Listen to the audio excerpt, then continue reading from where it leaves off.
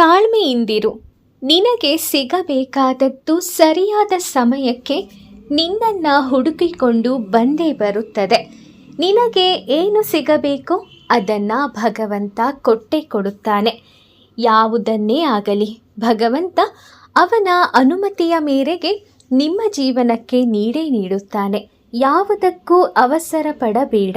ನಿನ್ನ ಪಾಲಿನ ಸಂತೋಷ ನಿನ್ನನ್ನು ಹುಡುಕಿಕೊಂಡು ಬಂದೇ ಬರುತ್ತದೆ.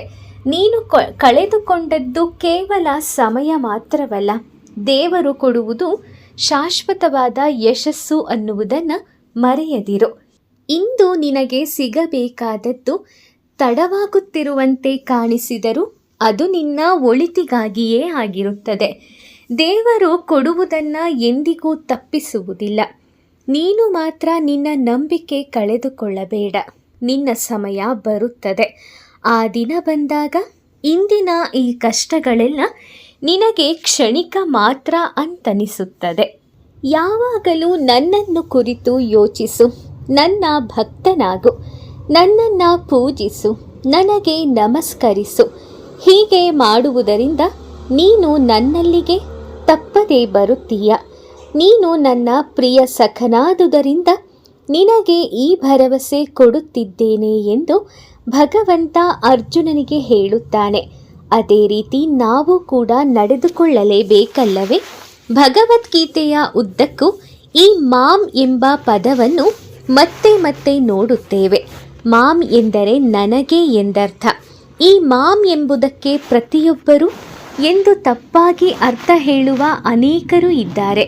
ನನಗೆ 1 ಲೋಟ ನೀರು ತಂದುಕೊಡು ಎಂದರೆ ಪ್ರತಿಯೊಬ್ಬರಿಗೂ 1 ಲೋಟ ನೀರನ್ನು ನೀವು ತಂದುಕೊಡಬೇಕೆಂದು ಅರ್ಥವಾಗುವುದೇನು?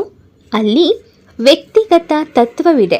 ಆದರೆ ಪದಗಳ ಆಟವನ್ನಾಡಿ ಅವರು ನನಗೆ ಎಂಬುದನ್ನು ಪ್ರತಿಯೊಬ್ಬರಿಗೆ ಎನ್ನುವ ವ್ಯಾಖ್ಯಾನ ನೀಡುತ್ತಾರೆ. ಇದರ ಪರಿಣಾಮವಾಗಿ ಎಲ್ಲೆಲ್ಲಿ ಕೃಷ್ಣನು ನಾನು ಎಂದು ಹೇಳಿದ್ದಾನೋ ಅಲ್ಲೆಲ್ಲ ನಾನು ಎಂಬುದನ್ನು ದುಷ್ಟರು ತಮಗೆ ಅನ್ವಯಿಸಿಕೊಳ್ಳುತ್ತಾರೆ. ಇದು ತುಂಬ ತಪ್ಪು ವಿವರಣೆ. ಭಗವದ್ಗೀತೆಯು ಜಗತ್ತಿನಲ್ಲಿ ಅತ್ಯಂತ ಜನಪ್ರಿಯವಾದ ಕೃತಿಯಾಗಿದ್ದರೂ ಲೌಕಿಕ ಮನೋಭಾವದ ವಿದ್ವಾಂಸರು ಹೀಗೆ ದೋಷಯುಕ್ತ ವ್ಯಾಖ್ಯಾನ ಮಾಡಿರುವುದರಿಂದ ಅದನ್ನು ಸರಿಯಾಗಿ ಅರ್ಥ ಮಾಡಿಕೊಂಡಿಲ್ಲ. ಚಾತುರ್ವರ್ಣ್ಯ ವ್ಯವಸ್ಥೆಯನ್ನು ಕೃಷ್ಣನು ಸ್ಥಾಪಿಸಿದ್ದರೂ ಅವನು ಅದರಿಂದ ಹೊರಗಿದ್ದಾನೆ ಎಂದು ಭಗವದ್ಗೀತೆಯು ಸ್ಪಷ್ಟವಾಗಿ ಹೇಳುತ್ತದೆ. ಕೃಷ್ಣನು ಒಂದು ಅವತಾರವಾಗಿ ಬಂದಾಗ ಅವನು ಯಾವುದೇ ಒಂದು ಸಮಾಜ ವ್ಯವಸ್ಥೆಯ ಸದಸ್ಯನಾಗಿ ಒಬ್ಬ ಬ್ರಾಹ್ಮಣನೋ ಅಥವಾ ಇನ್ನೊಂದೋ ಆಗಿ ಬರುವುದಿಲ್ಲ. ಕೃಷ್ಣನು ಬಂದಾಗ ದೇವಕಿ ಮತ್ತು ವಸುದೇವರ ಮಗನಾಗಿ ಹುಟ್ಟಿ ಬಂದನು. ವಸುದೇವನು ರಾಜವಂಶಕ್ಕೆ ಸೇರಿದವನಾದ್ದರಿಂದ ಕ್ಷತ್ರಿಯ. ಆದ್ದರಿಂದ ಕೃಷ್ಣನು ಕ್ಷತ್ರಿಯನ ಪಾತ್ರವನ್ನು ನಿರ್ವಹಿಸಿರಬಹುದು. ಆದರೆ ಇದರ ಅರ್ಥ ಕೃಷ್ಣನು ಕ್ಷತ್ರಿಯ ವರ್ಗಕ್ಕೆ ಸೇರಿದವನು ಎಂದಲ್ಲ. ಅನೇಕಾನೇಕ ಜೀವಯೋನಿಗಳಲ್ಲಿ ಕೃಷ್ಣನ ಅವತಾರಗಳಿವೆ. ಒಂದು ಅವತಾರದಲ್ಲಿ ಒಂದು ಮತ್ಸ್ಯವಾಗಿ ಮೀನುಗಳ ಕುಟುಂಬದ ಸದಸ್ಯನಾಗಿ ಜನಿಸಿದನು. ಅಂದ ಮಾತ್ರಕ್ಕೆ ಕೃಷ್ಣ ಮೀನು ಎಂದು ಹೇಳಬಹುದೇ?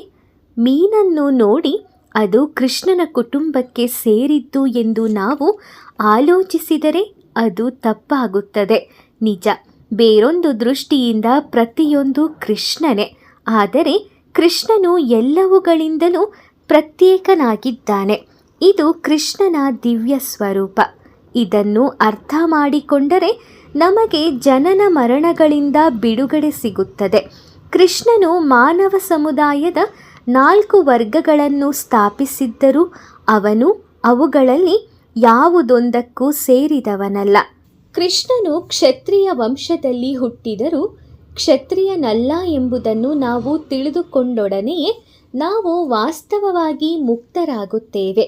ಕೃಷ್ಣನು ಯಾವುದೋ ಒಂದು ರೀತಿಯಾಗಿ ವರ್ತಿಸಿದ್ದರಿಂದ ಯುದ್ಧರಂಗದಲ್ಲಿ ಅವನು ಅರ್ಜುನನಿಗೆ ಯುದ್ಧ ಮಾಡಲು ಪ್ರೇರಣೆ ನೀಡಿದ್ದ.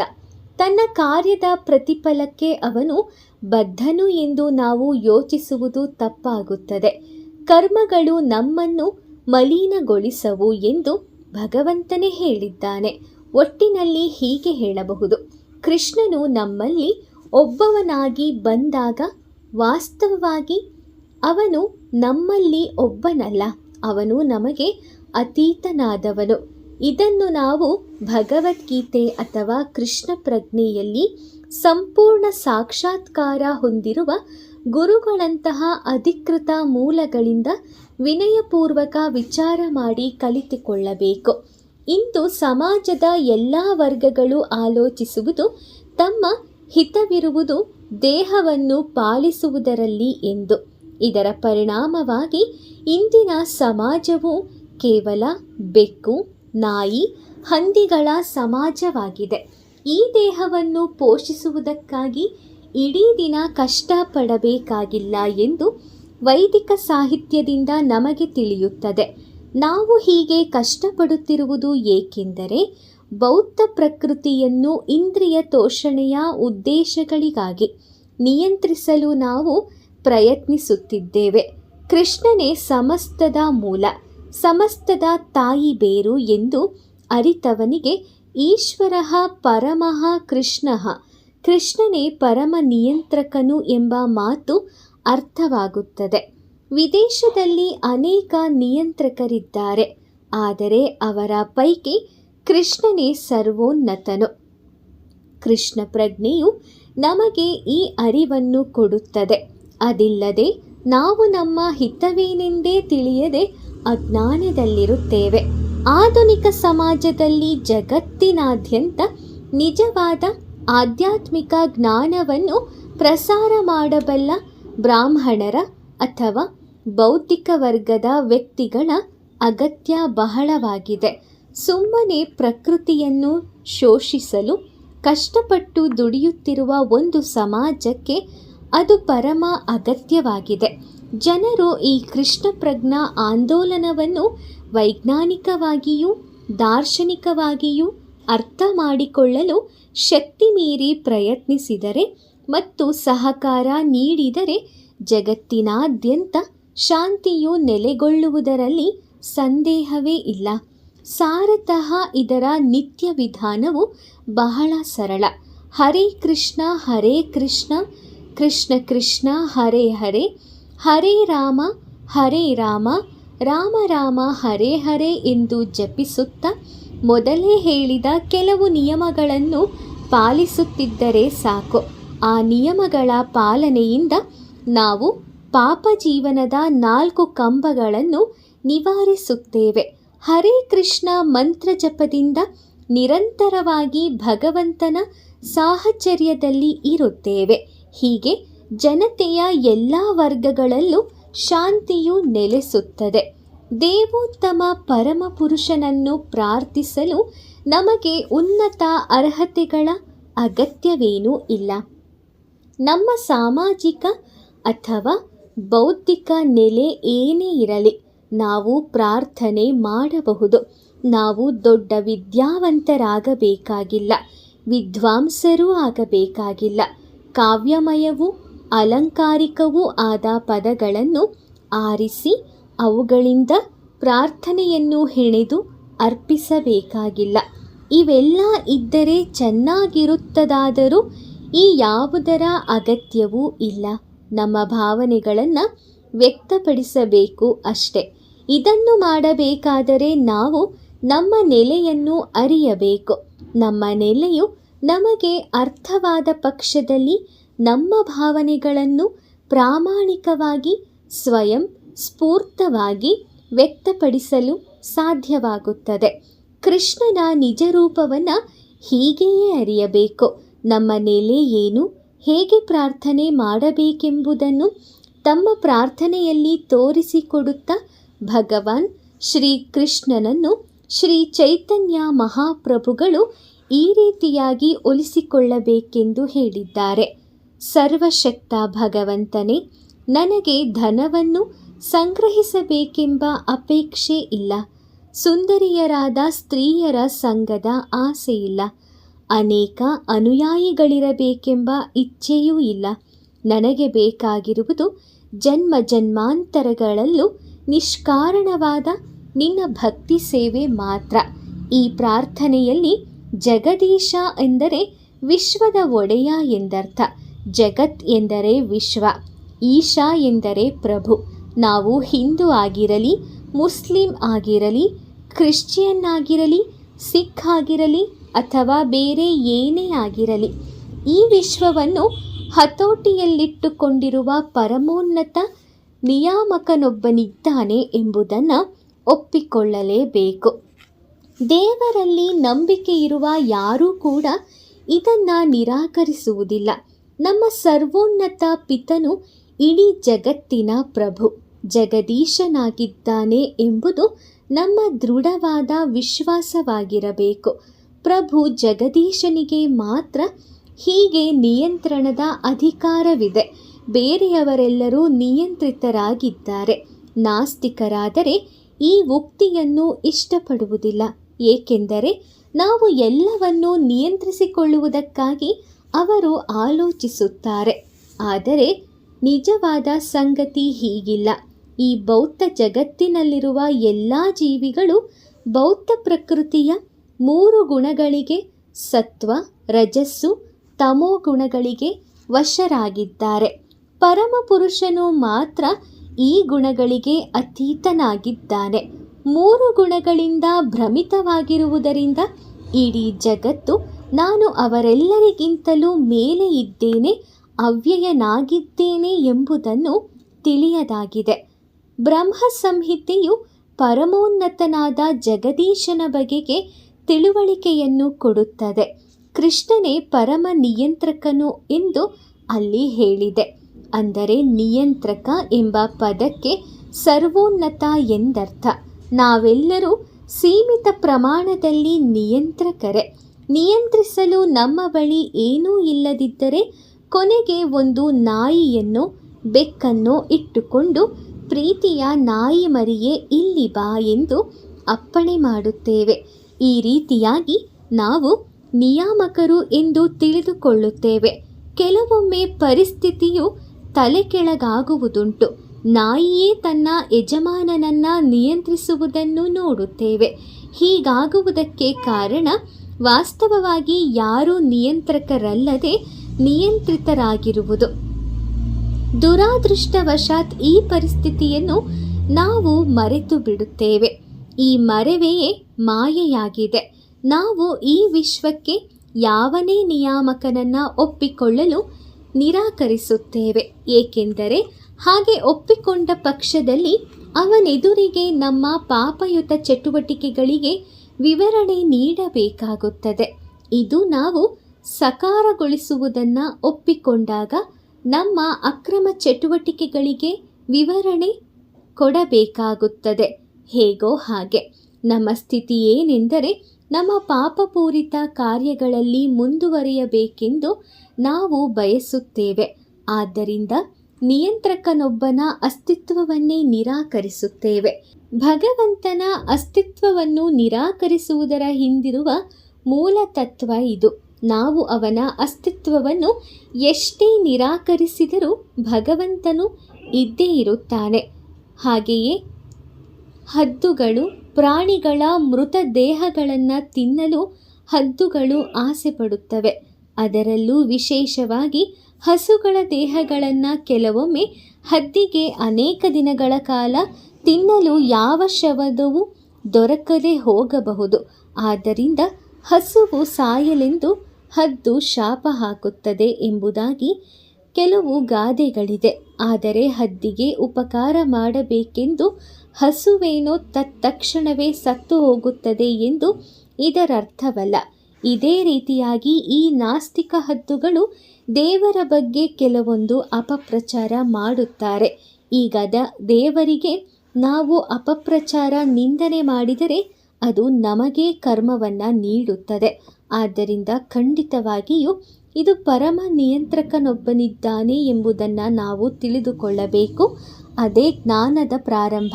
ಈ ಸತ್ಯವನ್ನು ನಾವು ಏಕೆ ತಾನೇ ಅಲ್ಲಗಳೆಯಬೇಕು. ಪ್ರತಿಯೊಂದು ಕಾರ್ಯಕ್ಷೇತ್ರದಲ್ಲೂ ಪರಿಮಿತಿಯುಳ್ಳ ನಿಯಂತ್ರಕನೊಬ್ಬನಿರುವಾಗ ಈ ಸೃಷ್ಟಿಯಲ್ಲಿ ಅಪರಿಮಿತನಾದ ನಿಯಂತ್ರಕನ ಅಸ್ತಿತ್ವವನ್ನು ಹೇಗೆ ನಾವು ಅಲ್ಲಗಳೆಯುವುದು? ಆದ್ದರಿಂದ ಚೈತನ್ಯ ಪ್ರಭುಗಳು ಜಗದೀಶ, ವಿಶ್ವದ ಪ್ರಭು ಎಂಬ ಪದವನ್ನು ನಿರ್ದಿಷ್ಟವಾಗಿ ಬಳಸಿರುವುದು ಸಾಕಾರಣವಾಗಿದೆ. ಈ ಯುಕ್ತಿಯನ್ನು ಅವರೇನು ಸೃಷ್ಟಿಸಲಿಲ್ಲ. ಅನೇಕ ವೇದ ಮಂತ್ರಗಳಲ್ಲಿ ಇದು ಕಂಡುಬರುತ್ತದೆ. ನನ್ನ ಪ್ರಭುವೇ, ನಿನ್ನ ಕೈಗಳು ತಾವರೆ ಹೂವಿನಂತೆ ಬಹಳ ಸುಂದರವಾಗಿದೆ.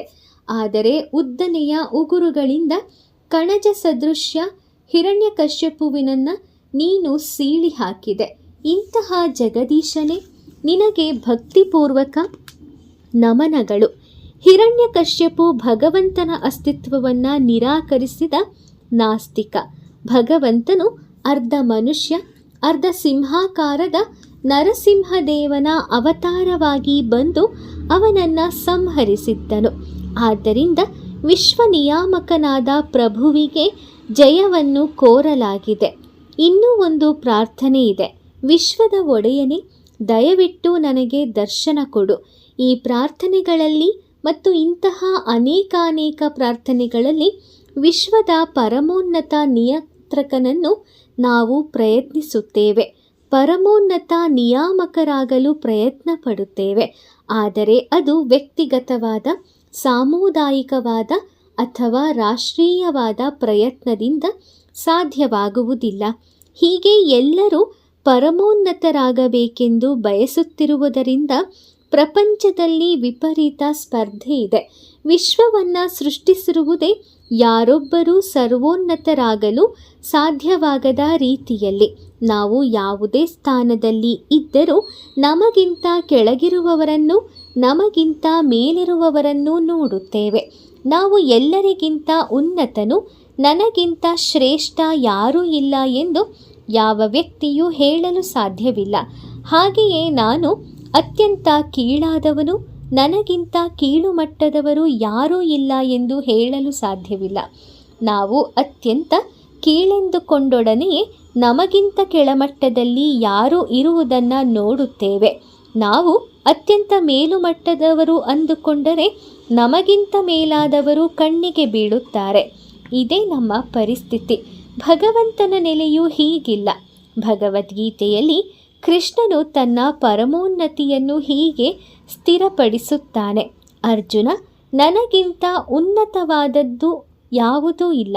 ನನಗಿಂತಲೂ ಉನ್ನತವಾದ ಸತ್ಯ ಬೇರೊಂದಿಲ್ಲ. ಪ್ರತಿಯೊಂದು ನನ್ನಲ್ಲಿ ಆಶ್ರಯ ಪಡೆದಿದೆ. ಒಂದು ದಾರದಲ್ಲಿ ಪೋಣಿಸಿದ ಮಣಿಗಳು ಹೇಗೋ ಹಾಗೆ ನನ್ನ ಸೇವಕರು, ನನ್ನ ಭಕ್ತರು ನನ್ನೊಡನೆ ಹಾಗೆಯೇ ಇರುತ್ತಾರೆ. ಭಗವಂತನು ಅಸಮೂರ್ಧೋ ಅನ್ನುವಂತಹ ಒಂದು ಉಲ್ಲೇಖ ನೀಡುತ್ತಾನೆ. ಅಂದರೆ ಯಾರೂ ಅವನಿಗೆ ಸರಿಸಮರಲ್ಲ. ಮೇಲಿನವರಂತೂ ಇಲ್ಲವೇ ಇಲ್ಲ. ಯಾರೊಬ್ಬನಿಗೆ ಅವನಿಗಿಂತ ಉನ್ನತರಾದ ಬೇರಾರೂ ಇಲ್ಲದಿದ್ದರೆ ಅವನನ್ನು ದೇವರೆಂದು ನಾವು ಒಪ್ಪಿಕೊಳ್ಳಬಹುದು.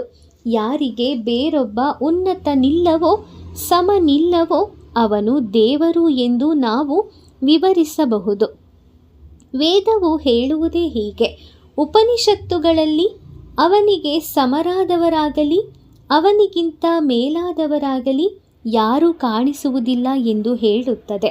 ಭಗವಂತನ ಇನ್ನೊಂದು ಲಕ್ಷಣ, ಅವನು ಏನನ್ನೂ ಮಾಡಬೇಕಾಗಿಲ್ಲದ್ದು. ಬೌದ್ಧ ಜಗತ್ತಿನಲ್ಲಿ ಒಬ್ಬ ಮನುಷ್ಯನನ್ನು ತುಂಬ ಮುಖ್ಯನಾದವನೆಂದು ಪರಿಗಣಿಸಿದರೆ ಅವನು ಮಾಡಬೇಕಾದ ಕೆಲಸಗಳು ಬೇಕಾದಷ್ಟಿರುತ್ತದೆ. ಉದಾಹರಣೆಗೆ, ಅಮೇರಿಕಾದ ಅಧ್ಯಕ್ಷರು ದೇಶದ ಅತಿ ಮುಖ್ಯನಾದ ವ್ಯಕ್ತಿ.